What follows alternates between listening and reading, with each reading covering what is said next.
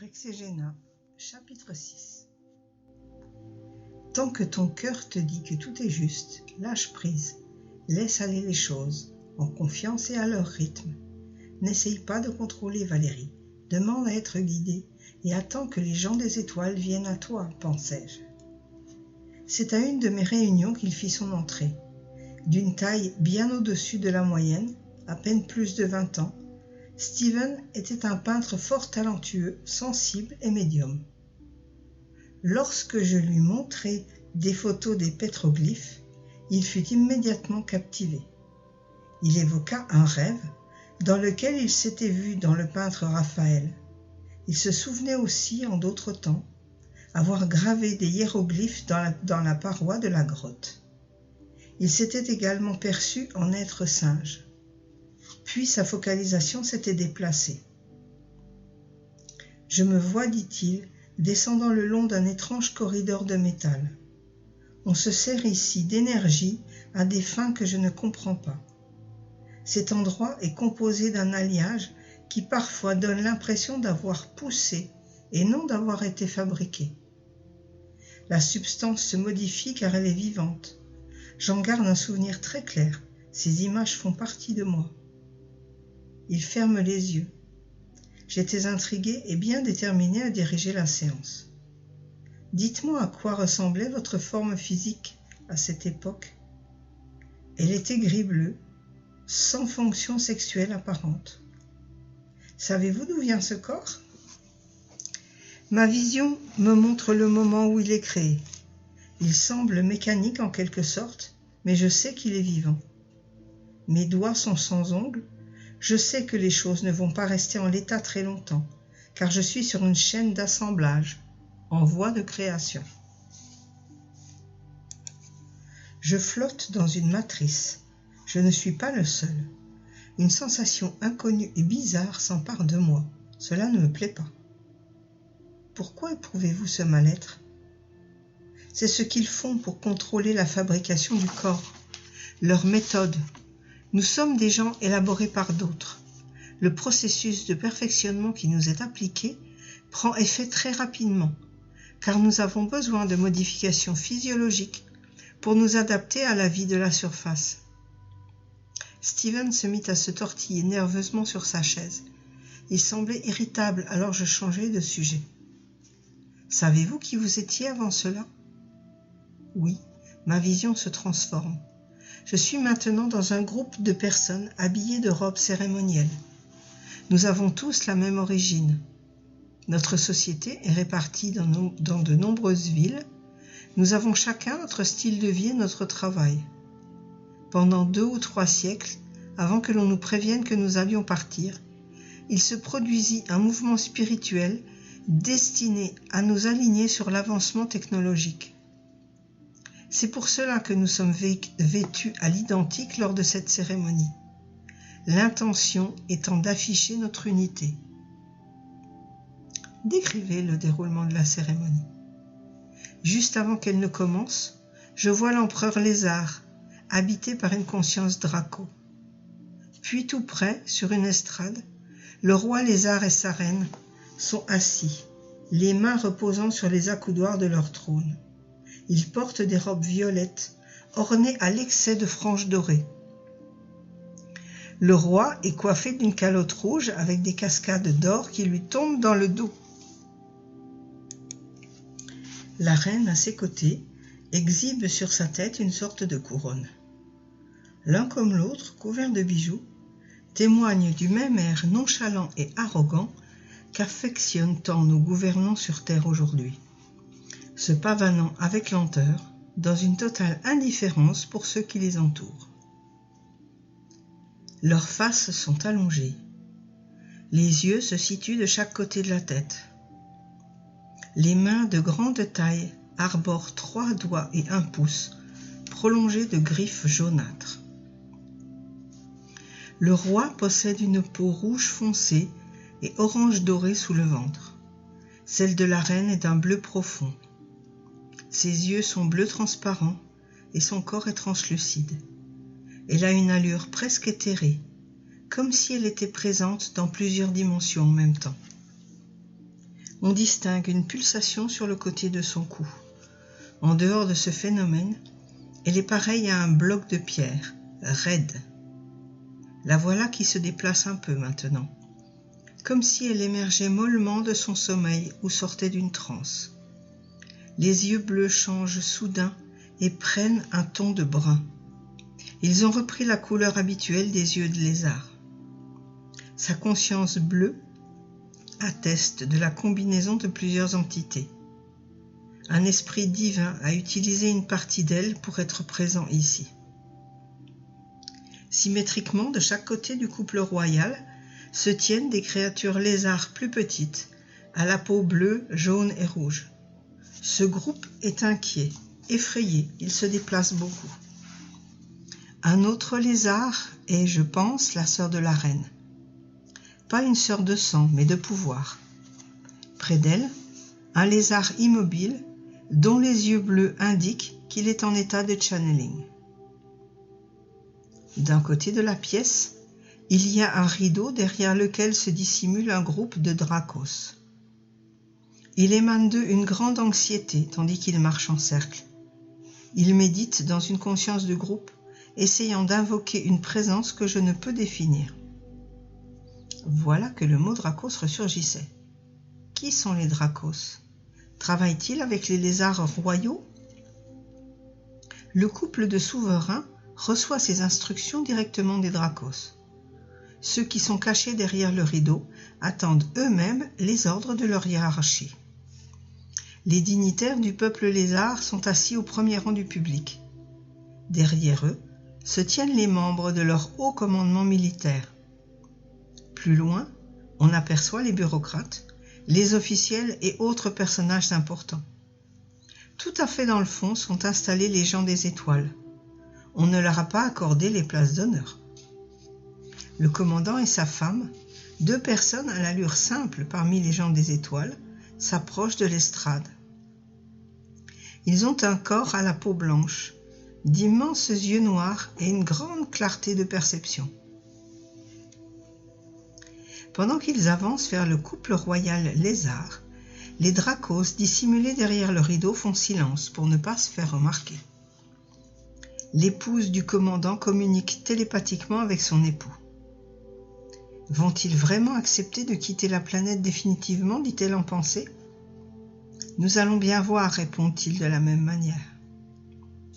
Les gens des étoiles sont les nouveaux gardiens de la Terre, clament les reptiliens, mais ils n'en pensent pas un mot.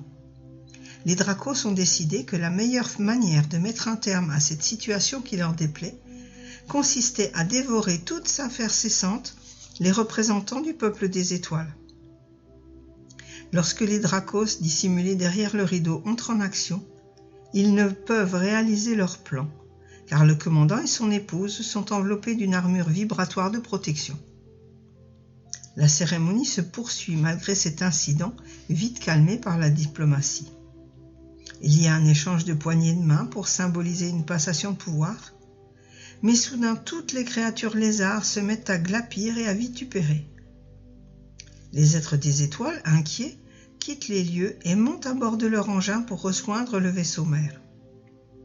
C'est alors que, sous l'influence de la conscience dracos, l'empereur lézard ordonne au roi lézard « Tuez-les tous, abattez leur engin !» À ce moment, la voix de Steven bascula, prenant des inflexions au relent diplomatique. À travers lui se manifestait maintenant un être du nom de Binjala, se présentant comme un Elohim. Quand nous, les Elohim, précisa-t-il, choisissons de nous manifester, nous sommes munis de membres longs et de corps quasiment humains. Nos visages sont plus expressifs que les vôtres, plus divins. Nous sommes exceptionnellement présents sur Terre. J'irais même jusqu'à dire omnipotents, ce qui ne nous empêche pas d'être dans d'autres mondes à la fois. Certains d'entre nous sont très soucieux de l'évolution des choses, aussi sommes-nous dans l'action en permanence. Nous avons aussi un rôle de conseiller qui consiste à orienter et à enseigner pour acquérir une grande force physique. Nous pouvons travailler simultanément dans plus de 6000 endroits de l'espace-temps. Voyez-vous, pour mener à bien notre projet concernant l'élévation énergétique de votre planète, il fallait qu'un petit nombre de créatures des étoiles s'y trouvent pour nous permettre de perfectionner tous les détails. Nous avions besoin de l'influence de leur supraconscience sur la Terre. Il leur a bien été signifié que nous pouvions nous passer d'eux, et qu'il leur suffisait de nous abandonner quelques spécimens d'eux-mêmes que nous aurions modifiés génétiquement. Les peuples des étoiles, peu enclins à ce genre de manipulation des corps, déclinèrent notre proposition et répondirent qu'ils viendraient personnellement. Nous pensâmes que c'était une mauvaise idée, mais après tout, n'était-ce pas leur décision? Ils étaient résolus à implanter leur propre société. Nous avons tenté de leur expliquer que les conditions de vie seraient ardues, voire extrêmement hostiles, et qu'ils avaient peu de chances de réussir par les moyens habituels. Mais c'était, à leur avis, une opportunité d'étendre leur civilisation. Nous insistâmes sur le fait qu'il y avait vraiment d'autres méthodes pour amplifier l'énergie sur la planète Terre que d'y vivre. Ce fut peine perdue. Selon eux, leur présence était indispensable pour donner plus de valeur à leur sens communautaire. Ils affirmèrent qu'il serait plus simple et plus conforme à l'éthique d'amener leur famille pour une adaptation progressive aux conditions de vie sur la planète que de nous voir les utiliser comme référence génétique. Nous acceptâmes donc leur proposition. Nous étions tous d'accord. La mission aurait pour but le bien de la planète. Voilà ce que nous, les Elohim, leur avons dit. Nous leur donnâmes l'assurance d'une bonne organisation et d'une parfaite sécurité. À cet instant de la régression, Ibn Jala éclata de rire, puis il continua. Les peuples des étoiles étaient convaincus de pouvoir pratiquer quelques petites modifications génétiques sur eux-mêmes au fur et à mesure et que cela serait suffisant pour leur permettre de vivre sur la planète. Pour notre part, nous avions quelques doutes. En fait, doute n'est pas le terme qui convient. Nous connaissions le futur. Nous étions juste courtoisement respectueux. Ils ne possédaient pas la technologie adéquate pour survivre, mais ils y allèrent malgré tout. Son rire sonnait étrangement.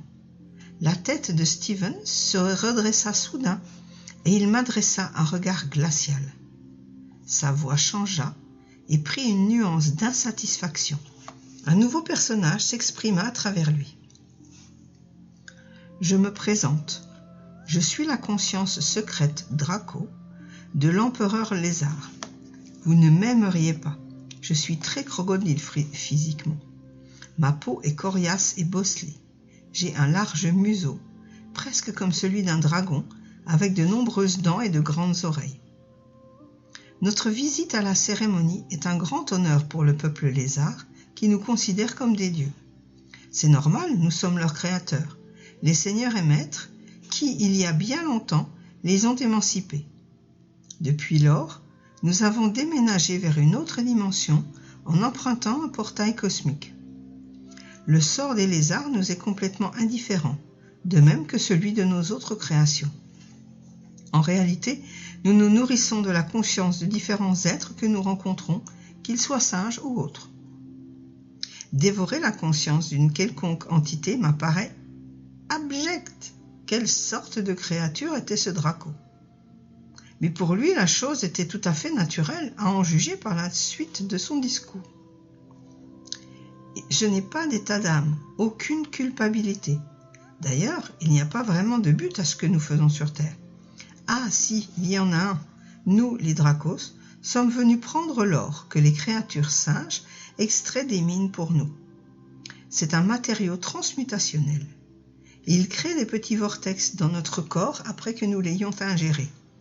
La poudre d'or blanc permet de manipuler les atomes en quelque sorte. Nous devenons plus transparents, ce qui nous permet de nous mouvoir dans plusieurs dimensions à la fois. En ce moment, je suis dans un tunnel temporel en partance pour une ville qui pourrait se situer quelque part aux États-Unis pendant les années 30. Maintenant, je me dirige vers un type au hasard et sans arrière-pensée. Et en me voyant, il détale en hurlant. J'ai oublié que j'ai conservé mon apparence de Draco. J'aurais dû en changer pour ne pas l'effrayer. Partir en courant est la meilleure chose qu'il pouvait faire, car les Dracos sont très lents. En m'approchant de quelqu'un, j'ai tout loisir d'absorber une partie ou l'intégralité de sa conscience. Les personnes qui habitent les corps concernés n'aiment pas du tout être consommées. En tout cas, aucune de celles que j'ai mangées. Il fit entendre un rire saccadé. Les souvenirs de centaines et de milliers de gens hurlants font partie de la personnalité du Draco. Pour vivre, je dévore uniquement les consciences, les corps ne m'intéressent pas. Cela a pour effet que je suis imprégné des sentiments de ceux dont je me nourris. Cependant, je les ressens depuis une perspective différente. Ils me semblent étrangers. J'ai plutôt l'impression d'être la mémoire des autres, et je n'ai nullement envie de mettre fin à mon activité. « En êtes-vous heureux ?» interrompis-je. « Eh bien, on ne peut pas dire que je sois heureux, mais ça ne m'inquiète pas outre mesure, c'est comme ça, c'est tout. Il ne m'est jamais venu à l'idée d'agir autrement. Je suis sûr que j'en mourrais si je devais m'arrêter. » « Ça vous inquiète ? » ?»« Oui, bien sûr. L'idée même de la mort génère une sorte d'horreur, la sensation de dériver au milieu de tous les sentiments des gens que j'ai absorbés. Mourir signifierait me retrouver littéralement parmi eux. Mais nous, les Dracos, nous vivons exceptionnellement longtemps. J'avais l'impression d'être dans un film d'horreur et d'entendre parler Dracula, lui précisai-je. « Mais ce nom vient de Dracos, rugit-il de rire. » C'était logique. De plus, tous les Dracos agissaient comme celui à qui Steven prêtait sa voix. « Y a-t-il des races supérieures à vous ? Il existe des êtres que nous sommes dans l'incapacité de consommer. Ce sont des structures cristallines en expansion. Lorsque nous sommes face à eux, leur conscience nous semble beaucoup plus grande que la nôtre. Nous sommes impressionnés par ces constitutions cristallines. Décrivez-les, suggérai-je. La voix de Steven revient à la normale. C'est curieux, dit-il. Je peux voir un cristal lumineux enserré dans un cylindre doré, maintenu en place par une charpente corporelle cristalline. Steven luttait pour s'exprimer, mais la voix du Draco reprit le dessus. Ce cristal est un agent des royaumes angéliques, et je pense que ces derniers sont impliqués dans sa construction. La profondeur innée de l'obscurité chez le Draco est exactement à l'opposé de celle du cristal. Je me vois, il y a bien des millions d'années, très longtemps avant l'aventure du Rexégéna, sur un vaisseau Draco, voguant dans un espace interdimensionnel. Nous découvrîmes à cette occasion une source d'énergie phénoménale pour les Dracos affamés que nous étions. Un magnétisme émanait de ce qui est aujourd'hui la Terre. C'était la manifestation de toutes les formes de vie qui la peuplaient. Nous étions irrésistiblement attirés, comme des abeilles vers une fleur.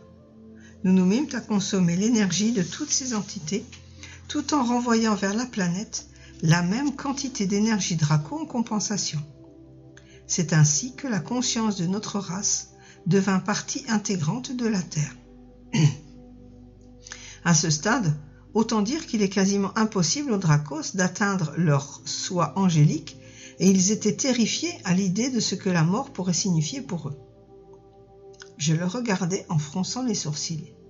Les Dracos sont-ils présents sur Terre ? Non, pas actuellement, mais nous y avons été dans le passé et nous y reviendrons dans le futur. Pour l'heure, c'était assurément un soulagement. Les reptoïdes vous ressemblent-ils sous certains aspects ? Les lézards sont plus intelligents et plus réactifs. Ils se déplacent plus rapidement. Ils sont mâles et femelles et très belliqueux. Celui que je contrôle, le roi lézard, est fasciné par le commandement. Son analyse de la situation est fondée sur le pouvoir personnel et le prestige qu'il peut en retirer.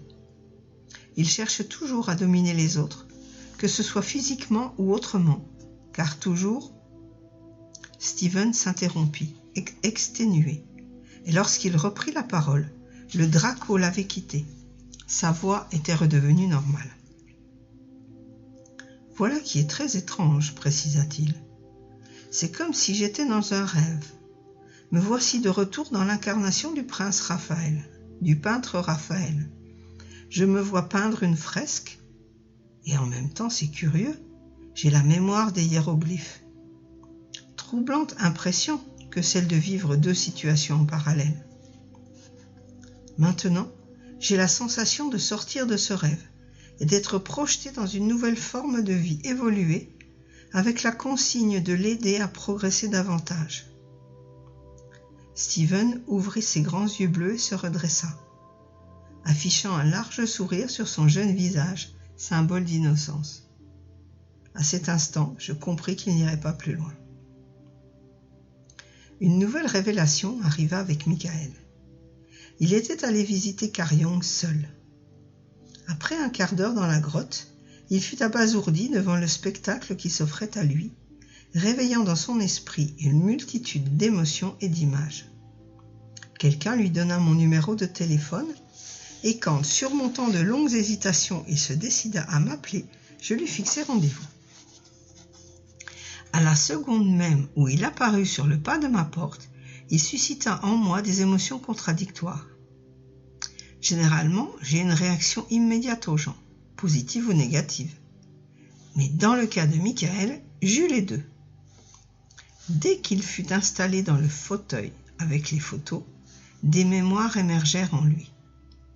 En premier lieu, il m'informa que 2 anges l'accompagnaient dans cette vision pour lui donner un enseignement. Ensuite, il me décrivit 2 vaisseaux éclaireurs. Dans son souvenir, il était passager de l'an 2 et se dirigeait vers le vaisseau mère du peuple des étoiles. Quand j'essayais de le diriger vers ce dernier, il eut des difficultés à le visualiser et il parla d'une voix hésitante. Maintenant, je distingue la forme d'un reptile à bord d'un autre vaisseau. C'est curieux, je ne suis pas ce reptile, mais je peux recevoir ses sensations, ses pensées, sentir aussi ses doigts palmés comme si j'habitais son corps. Dans ses yeux grands ouverts, les pupilles étaient dilatées alors que la pièce était très éclairée. Ses mains se mirent à trembler et je fis de mon mieux pour le rassurer. Il se calma légèrement et je tentai d'aller plus loin. Tout va bien, continuez. Focalisez-vous davantage sur les anges qui vous accompagnent et demandez-leur de vous montrer ce que vous avez à comprendre. C'est ce qu'ils font en me faisant ressentir ce corps reptilien. À quoi ressemble-t-il? Ses yeux jaunes humanoïdes percent à travers 2 fentes verticales. Il a une curieuse crinière d'écaille ainsi que quelques poils en désordre sur le devant. Il porte un gilet avec des manches jaunes. Il a des bras, des jambes et une queue qui se prolonge en traîne sur le sol. Sa tête est de proportions raisonnables en relation au reste du corps. C'est étonnant. Je ne suis pas ce reptile, je ne suis pas dans son corps, mais j'en fais tout de même l'expérience. Et en même temps, je suis conscient que je fais partie du peuple des étoiles. J'ai l'impression d'être présent en tant qu'observateur et j'éprouve de la colère à l'encontre de ce personnage recouvert d'écailles. Michael s'assombrit. Près de lui se tient un commandant. Il lui donne l'ordre de faire feu sur le vaisseau mère. Oh non, il obéit et déclenche son arme à faisceau de particules en direction de l'engin spatial. Je ressens les choses comme si c'était moi qui commettais cet acte. À ma grande stupéfaction, j'avais malheureusement affaire au reptoïde qui avait attaqué le vaisseau mère.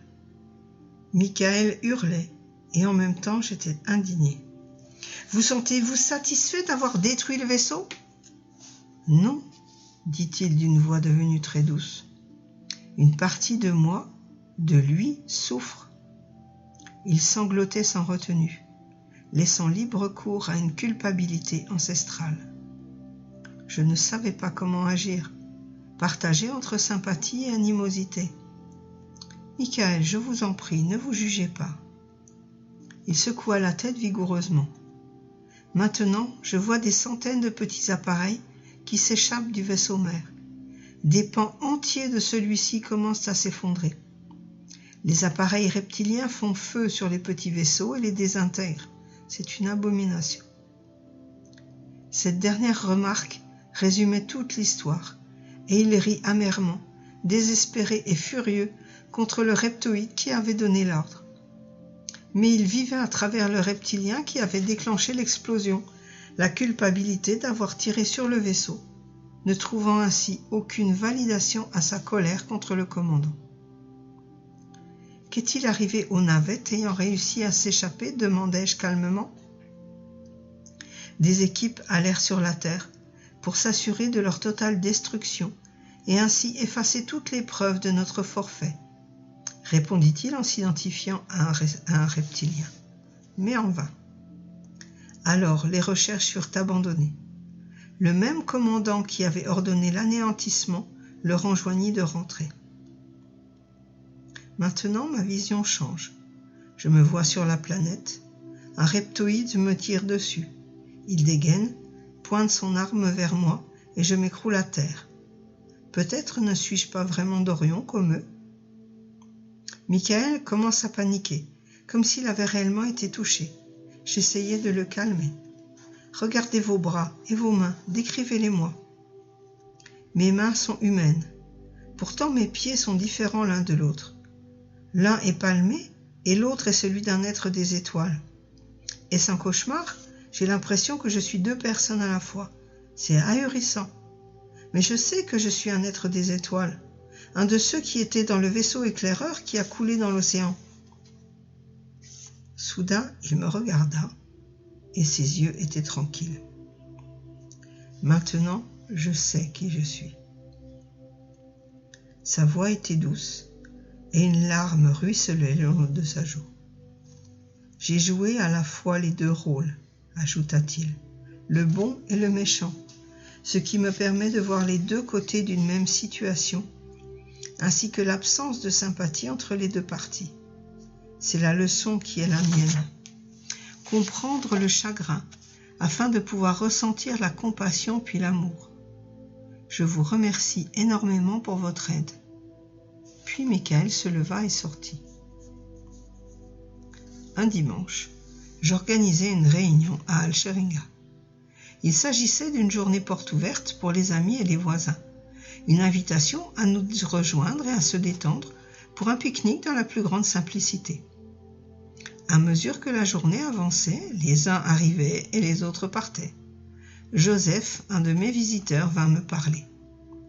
De ses yeux bleus émanait un extraordinaire sentiment d'amour qui semblait rayonner vers moi. Je fus prise au dépourvu car je le connaissais à peine, mais il insistait pour que nous ayons un entretien en privé. Je l'entraînai donc dans mon bureau, dans l'intention de lui montrer les photos de Karyong, la pierre à portée de la main, et il laissa remonter les mémoires du lointain passé. Lui et moi étions calmes pour commencer. « Je suis dans un vaisseau spatial, depuis lequel je vois la Terre, sur ma gauche, dit-il. Le commandant se tient derrière moi. Essayez de décrire le commandant. Il est rouge sombre, c'est un reptile. Je faillis m'étrangler. Rouge et reptile ? Oui, c'est lui le responsable. À quoi ressemble son uniforme ? Il est brun-rouge, avec des manches jaunes et un insigne sur le bras droit. Je suis l'opérateur du faisceau de particules et mon uniforme est couleur argent. « Tirez !» hurle tout à coup le commandant. Juste avant que j'exécute son ordre, je perçois de nombreux petits appareils en forme de boutons qui sortent de l'immense vaisseau mère du peuple des étoiles.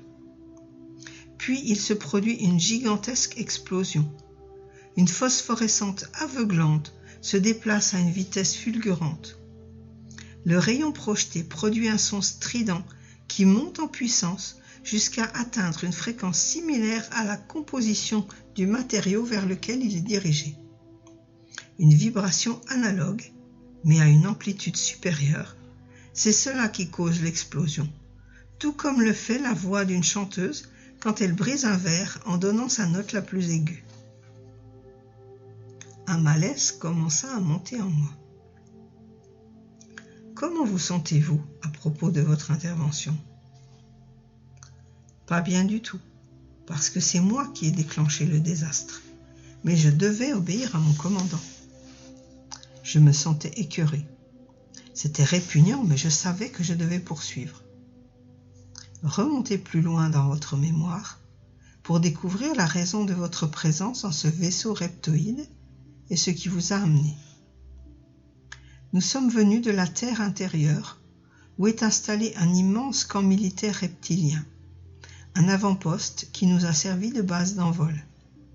C'est véritablement un acte de trahison que celui que nous entreprenons. Pour un militaire, voilà une curieuse façon de juger la situation, répliquai-je. Nous avons passé un accord promettant la sécurité du vaisseau mère au peuple des étoiles. Bien entendu, nous n'avons pas l'intention de le respecter, ce qui est déloyal. Joseph éclata en sanglots. Ma colère envers lui fondit immédiatement. C'est une chose terrible que nous avons faite, reprit-il. Pourtant, nous ne sommes pas des êtres méchants.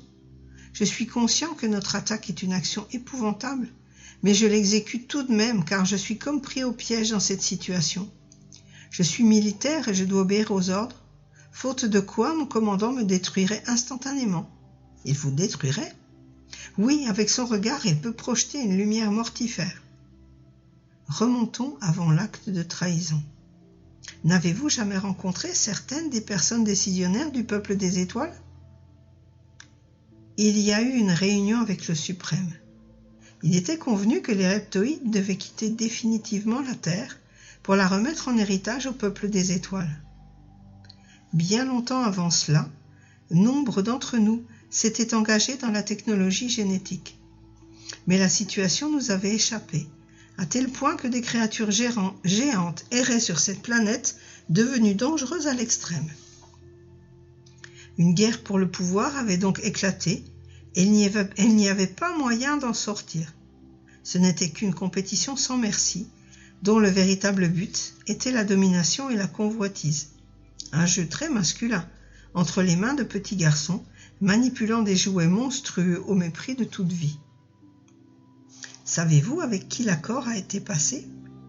Oui, ils sont d'une couleur bleu pâle. Il y a quelque chose de particulier chez ces gens. Ils sont translucides, ce qui est un contraste flagrant